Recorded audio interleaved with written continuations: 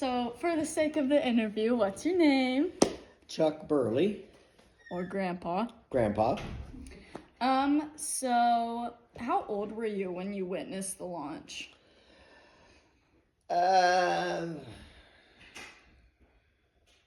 23, What year was it that you saw it? 1972. Okay. And then, were you visiting to see the launch? No, it was part of a tour Oh, okay. that I was on. That was one of our stops, and the timing happened to be perfect Mm-hmm.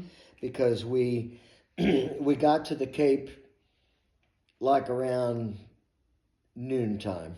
Mm-hmm. And we got to go through the vehicle assembly building and everything where they stacked the Saturn rockets and put the capsule on the top and the escape tower. Mm-hmm. And then they bring it out with this huge tractor. It's just a big platform with huge Caterpillar tracks on it. Mm-hmm. And each one of those tracks is the size of a Greyhound bus. Mm-hmm. And it goes 1 mile per hour. I think it's at a top speed of maybe 2 miles per hour. Mm-hmm. But they would roll that rocket out of the building, and then they would take it all the way out to the launch pad. Oh, okay. And then they mount the rocket out on the launch pad. Mm-hmm. And but anyway, we were there, went through the vehicle assembly building, and then we went through the Space Museum there. Mm-hmm. And the Space Museum had examples of every part of the space program: the Redstone rockets, the Atlas rockets, the Titan rockets, Mm-hmm. the Mercury, Gemini, and Apollo capsules. Mm-hmm.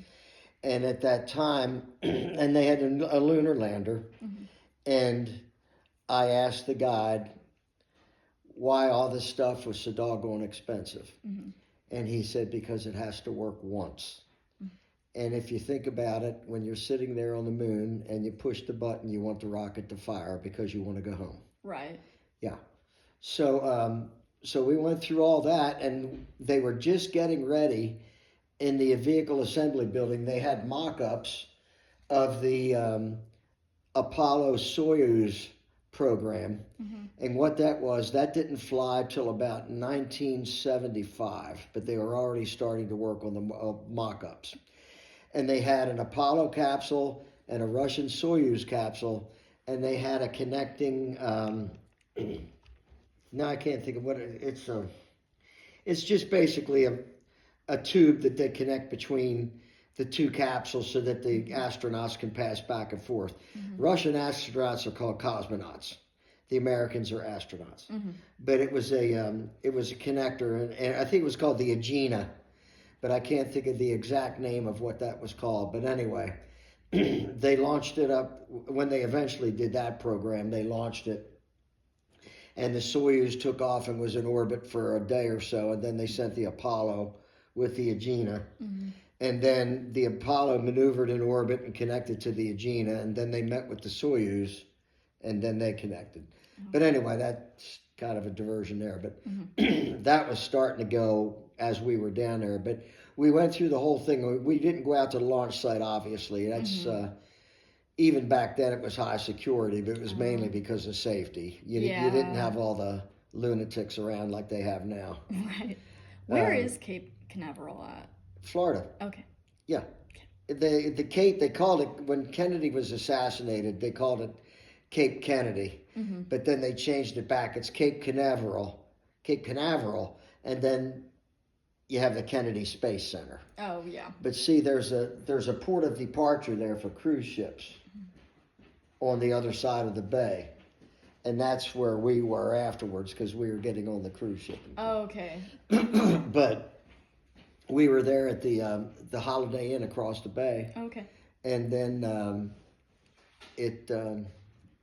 probably answering all your questions. No, you're good. Just. But anyway, we were just, we were sitting there at dinner and we said, hey, that's going up tonight. And so I was just I had a third floor room and just go out there and sit in the chairs. What time did it launch? Or it was after dark. Okay. I don't remember. Whatever the launch window was. Right. It could have been 7 o'clock, 8 o'clock. Mm-hmm. But it lit up everything, and the the power from those rockets. You could feel it pounding on your chest. Oh, wow. Just the noise, and it just looked like a big white stick taking off and going. It started to bend and go faster and faster and faster, and you could see that little dot of light for a long time before it finally went up into orbit. That's crazy. But it was pretty cool. So, like, were you just kind of like in shock, or like how did you feel after like you saw it? No, I just, you know how I am with airplanes. I just thought, wow, this is the coolest thing I've ever seen. Right. This is so totally neat. And and off it went. Were a lot of people like from the hotel out watching also? Everybody was. Okay. There was people in the parking lots and everything watching, and yeah, all along the roads, all along the port. It was neat. Which was it? The first Apollo 1 or what? It was the last one. Okay. 17. Okay. Apollo 1. There were 2 failures in the Apollo program. The first one was Apollo 1. Right. And the astronauts got killed on the launch pad. It was a very poorly designed escape hatch on the capsule. And our space capsules use pure oxygen because it's got to do with alertness and things like that, but it's also very dangerous. And apparently there was some of the wiring when it was put in got frayed. And when they powered up the system, a spark went off with all that pure oxygen in the capsule. And it just caught fire and the guys couldn't get out. But they died from smoke inhalation before they would have burned to death. But it was terrible because there was one of the original astronauts, Gus Grissom, was on that crew and he was killed. Right. But that was Apollo 1. And then the second failure was Apollo 13. Oh, okay. And you've seen that movie probably. Yeah. Where what it was is these oxygen tanks, one of them exploded and damaged everything, and they didn't even know whether they'd have enough oxygen to get them back down to Earth, and they had to go over and climb over through the connector to the lunar module and breathe on oxygen from that, and it was touch and go for a long time, but they were lucky to get back. It seems like kind of like a silly question, but like what was the point of the Apollo missions? Like to go to the moon. Just go to the moon. To put a man on the moon and bring to explore, because they brought thousands of pounds, at least I forget how many, maybe 300 pounds of moon rocks, and then they could analyze them to see what kind of minerals are there, to figure out if there's anything on there like traces of water or things like that, or some kind of minerals to mine, or if there's water, they could maybe support oxygen, support life if you wanted to have moon bases, because then they're going to try to colonize the moon somewhat. So it's a stepping stone to go to Mars. Right. So was every mission just to kind of like find something new, or was it to just because correct? they built these little cars that they bring them down on the lunar module, and they'd open up this compartment, and this car would come down and it would unfold. Oh, okay. And it was a lunar rover. And it was electric powered, and the astronauts would sit in that and they could drive around, and they could go farther away to get different samples from different parts. Right. But yeah, the whole premise was to explore the moon, and they found out all kinds of things about it, because the moon dust is just like powder, but it's extremely abrasive because there's no atmosphere, no wind, no nothing. So it doesn't round off the sand like you have in the beach, where it's eroded with wind and water and all that. Right. Where up on the moon, it was just dirt. And it was extremely abrasive, and it was wearing on their suits and on their boots, and they discovered this, after the fact. So now the way they build their suits, they're not as bulky and they're more abrasive resistant and things like that. So it's all has to do with science. Right. But the good thing about it too is all the things that spun off from the space program. You got you got Mylar, and you got like Nomex for your fireproof suits. You got Teflon like for your pans. Right. Because they used it for like wire coatings to make them, flame resistant, all that. So a lot of different things came out of the space program. Computer enhancements and rocket technology, all Right. that kind of stuff. So So yeah, it was pretty interesting, but it's very very expensive, yeah, and it's extremely dangerous yeah, because we got into a routine like on the space shuttles. Just take off and go. It's no big right. deal, and then all of a sudden they're blowing up, Yeah. and that had to do with a lot of these environmentalists were complaining about the coatings on the main fuel tank, that Mm, great big huge orange fuel tank that the shuttle sat on. yeah. They were complaining that that was doing something to the environment or something to animals, so they changed it. Oh. And when they changed it, it wasn't as rugged a finish, Mm-hmm.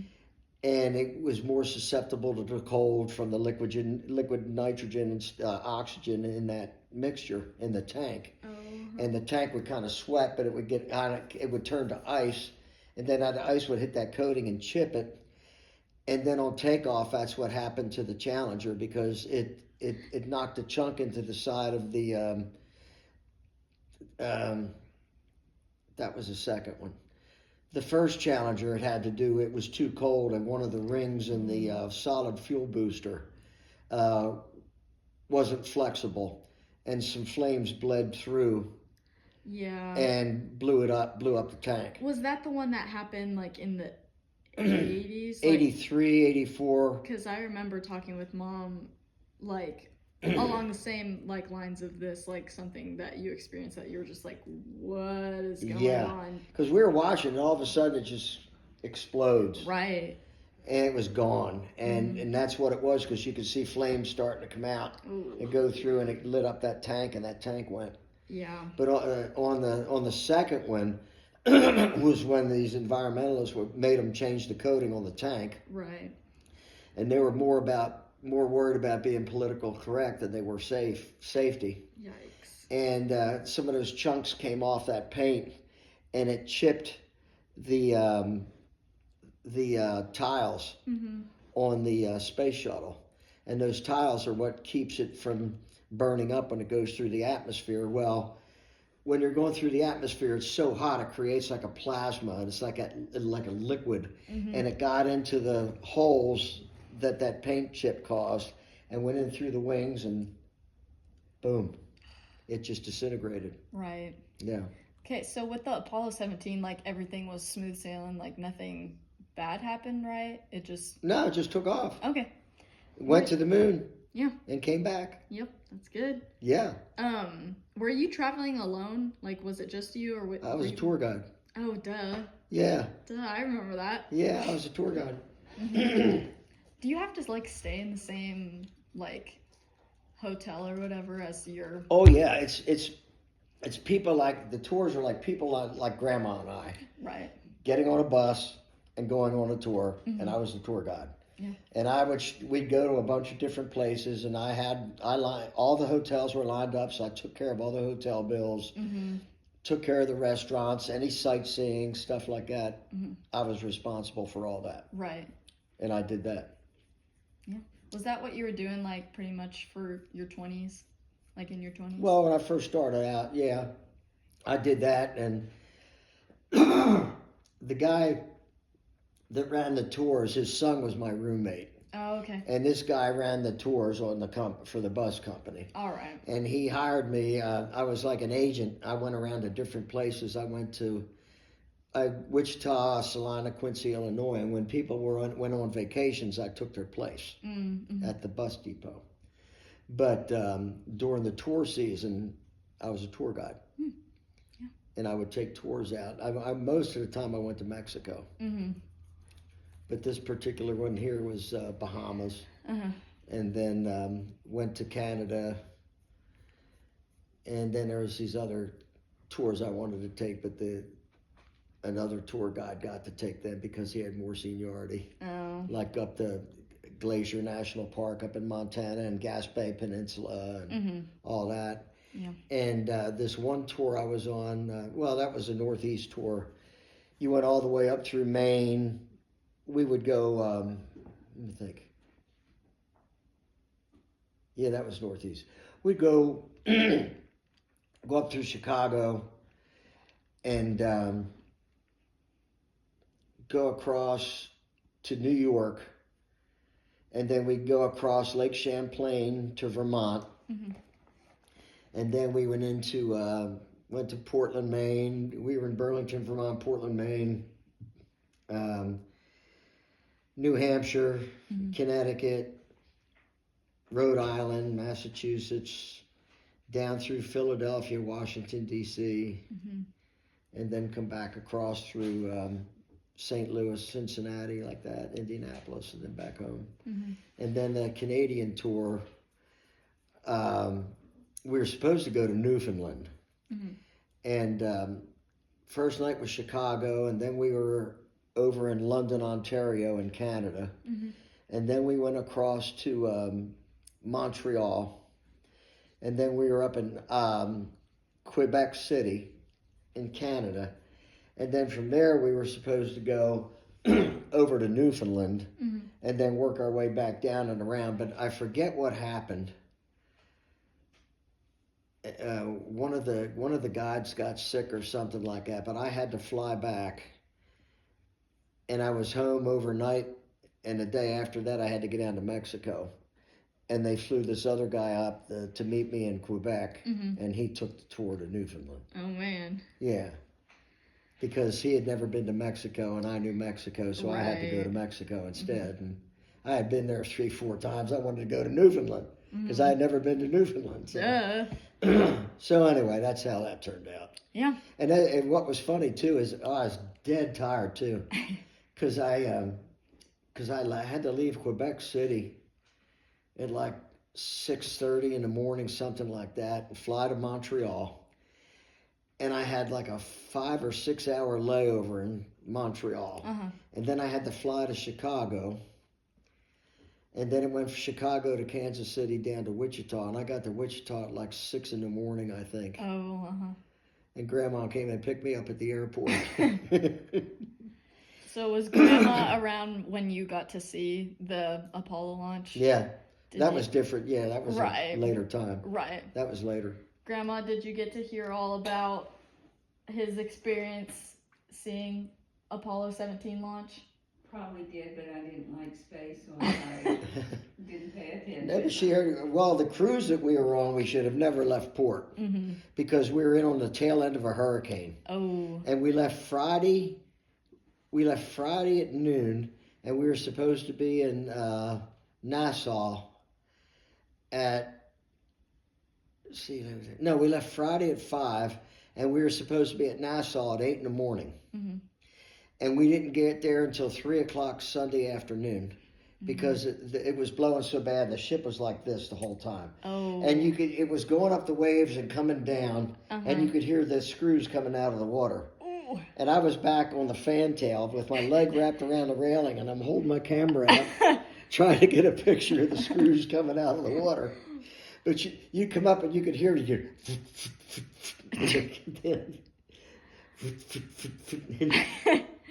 Yeah, it was interesting. But yeah, we didn't get into like 3 o'clock Sunday afternoon because we got on the leeward side of the island to stay out of the wind, and we dropped anchor and we just sat out there until we could get into port. So that was kind of a bad deal, but we got it. We did get a day there. I got to do some scuba diving, and I rented a motorcycle, and this little kid from the island took me around and showed me everything. After the people had their tours. But yeah, that was an adventure too. And I didn't get seasick either. Yeah. Well, good. About everybody on the ship did, half the crew, and I didn't get sick. Oh, man. Which was luck. Because you couldn't use the elevators or anything, you had to use steps, and the ship was going back and forth. You had to hold onto your plate. Because those ships were a lot smaller back then. They were only like maybe 500 feet long, something like that, maybe half the size that they are now. Right. And they only held maybe 600 people, if that. They weren't real big. Yeah. But it was an adventure. Yeah. Anyway. Well, thanks for letting me interview you. Well, yeah.